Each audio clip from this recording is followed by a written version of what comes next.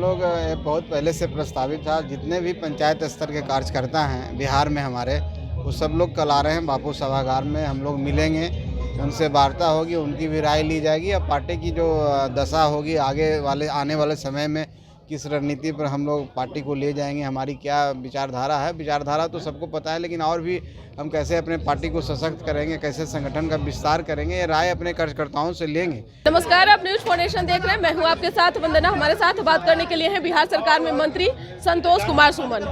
कार्यकर्ताओं का महासम्मेलन बुलाए हैं, क्या तैयारी है और क्या लग रहा है, इसका क्या उद्देश्य रहेगा, बिहार की राजनीति में क्या प्रभाव डालेगा? देखिए, हम लोग बहुत पहले से प्रस्तावित था। जितने भी पंचायत स्तर के कार्यकर्ता हैं बिहार में हमारे, वो सब लोग कल आ रहे हैं बापू सभागार में। हम लोग मिलेंगे, उनसे वार्ता होगी, उनकी भी राय ली जाएगी। अब पार्टी की जो दशा होगी आने वाले समय में किस रणनीति पर हम लोग पार्टी को ले जाएंगे, हमारी क्या विचारधारा है। विचारधारा तो सबको पता है, लेकिन और भी हम कैसे अपने पार्टी को सशक्त करेंगे, कैसे संगठन का विस्तार करेंगे, ये राय अपने कार्यकर्ताओं से लेंगे।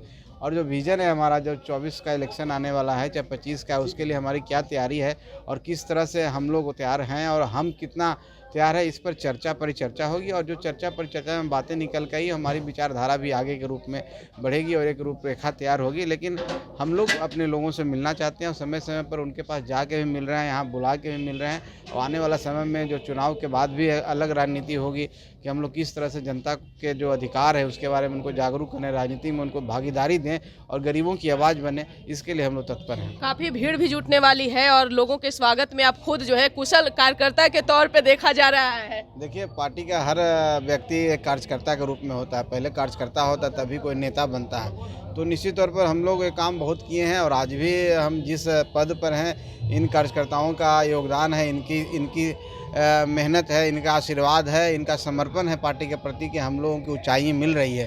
तो निश्चित तौर पर पार्टी में जितना लोग मेहनत करेंगे, हम लोग करेंगे, हम और आगे बढ़ेंगे, गरीबों की आवाज़ बनेंगे।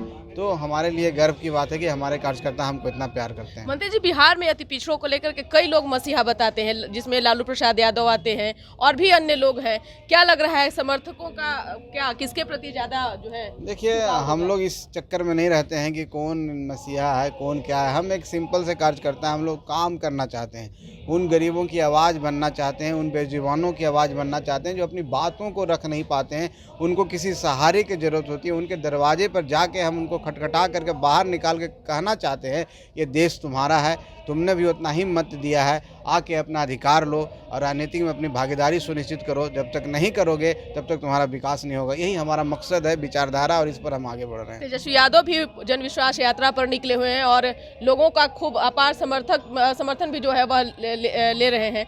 और उन्होंने कहा कि जब हम सरकार में थे तब हम लोगों को हाथों में कलम और नौकरियां दे रहे थे, लेकिन फिलहाल जो सरकार है वो हाथों में तलवार दे रही है बेरोजगार लोगों हाँ, को। जब सरकार में थे तो कलम दे रहे थे, बाहर आ गए तो मुरेठा बांध रहे हैं। वो क्या जेस्चर अपना रहे हैं, हरा मुरेठा बांध कर लोगों को उत्साहने का काम कर रहे हैं। वही जंगल राज का दौर वो याद दिला रहे हैं कि जो जंगल राज था उससे फिर आ जाओ, लाइक करो, अराजकता फैलाने की बात कर रहे हैं। तो देखिए, तेजस्वी यादव जी जिस माइंडसेट की उनकी पार्टी है, जिस विचारधारा में कभी शांति और कलम की भाषा नहीं जानता। अगर कलम की भाषा जानता है तो आप समझ लीजिए कि क्या कलम की भाषा में उनके पास कितना कलम का जो गुण होना है कि नहीं है।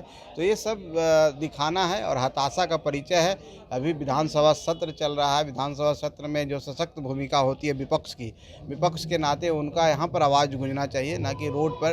उसके लिए तो बहुत समय था, पहले भी उनको सत्ता में नहीं आकर के सड़क पर आना चाहिए था, लेकिन जब सत्ता मिलने की बारी आई तो डिप्टी सीएम बन गए।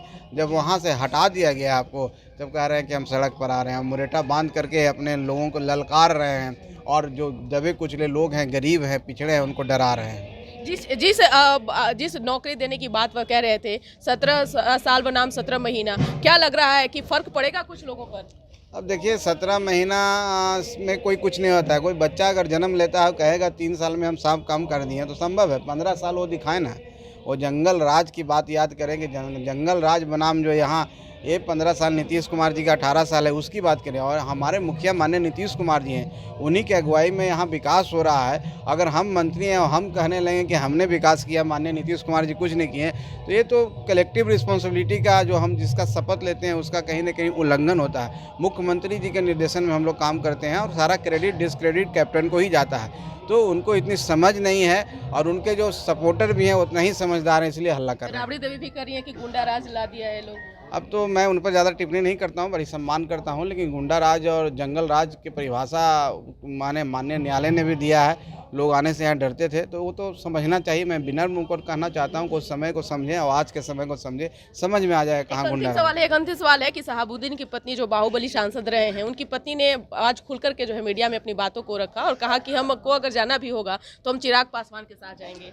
अच्छी बात है, वो उनको हर व्यक्ति की अपनी अपनी सोच है, अपनी समझ है, वो कहाँ जाना चाहता है, कैसे राजनीति करना चाहता है। मेरी शुभकामना है कि आप जहाँ भी रहें अपने लोगों की सेवा करें, जो आपके ऊपर जो एक अध्याय था वो ख़त्म हो और एक नई राजनीति और स्वच्छ राजनीति की शुरुआत करें। क्या लोकसभा में आप लोगों का जो एम है, जो आप लोग कह रहे हैं कि हम लोग 400 से अधिक लाएंगे, क्या सचमुच में वो दिखेगा? वो दिखेगा नहीं, वो तो संभव हो चुका है। अब विपक्ष है ही नहीं, विपक्ष हताश हो चुका है। 3 मार्च को ये लोग रैली करने जा रहे हैं, गांधी मैदान में लाखों की भीड़ जुटाने वाले हैं। अब राहुल गांधी, लालू प्रसाद यादव एक साथ मंच पे आएंगे।